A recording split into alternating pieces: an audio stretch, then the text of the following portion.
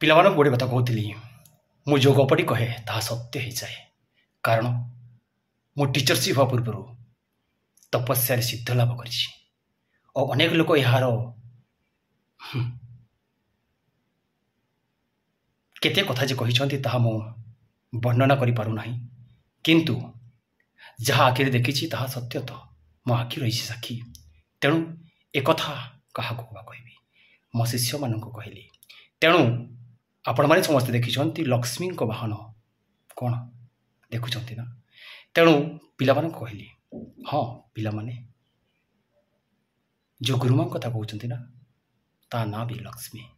ଆଉ ସେ ନାଁ ଲକ୍ଷ୍ମୀ ନୁହେଁ, ସତରେ ଲକ୍ଷ୍ମୀ। ଆଉ ମୁଁ ମୃତ୍ୟୁକୁ ସମ୍ମାନ ଦିଏ ଆଉ ଜୀବକୁ ପୂଜା କରିବାକୁ ଭଲ ପାଏ।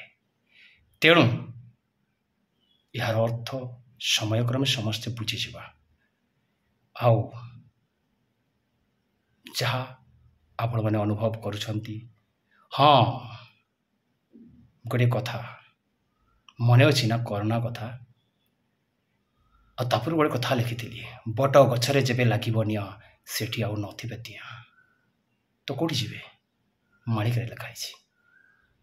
ଆଉ ଗୋଟେ କଥା କହିଥିଲି, ବିଶ୍ୱାସ ଯେବେ ଅବିଶ୍ୱାସ ହୁଏ, ନିଶ୍ୱାସ ସେବେ ବିଷ ହୁଏ। ହେ ମାନବ ଜାଣିବ, ସେବେ ଶରୀର ପ୍ରାଣ ଛାଡ଼ି ଚାଲିଯିବ। ଆଉ ଗୋଟେ କଥା କହିଥିଲି, ମଜା ମଜାରେ ପିଲାମାନଙ୍କୁ ପଠାଉଥିଲି, ହେ ବଜାରେ ବଜା ବାଇତ ବଜା, ଆସୁଛନ୍ତି ଗୁରୁ ରାଜା, ଆମକୁ ପଢ଼େଇବେ ଗଣିତ ମଜା, ଆଉ ମଝିରେ ମଝିରେ ଖୁଆଉଥିବେ ବାଦାମ ଭଜା। ସେଥିପାଇଁ ଆମ ସ୍କୁଲରେ ମଜା ମଜାରେ ପାଠ ପଢ଼ା ହୁଏ। ଆଉ ସେଇଠି ଗୁରୁଙ୍କ ଆଜ୍ଞାରେ ସବୁକିଛି ହୁଏ।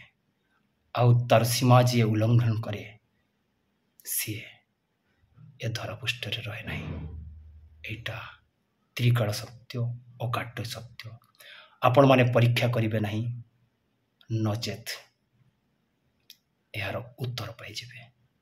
ତ ଯେଉଁମାନେ ଚାହୁଁଛନ୍ତି ପରୀକ୍ଷା କରିବା ପାଇଁ, ପରୀକ୍ଷା କରିପାରନ୍ତି।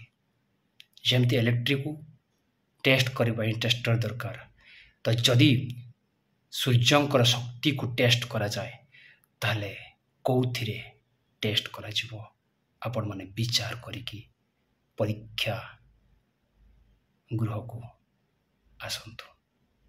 ଧନ୍ୟବାଦ। Love you all.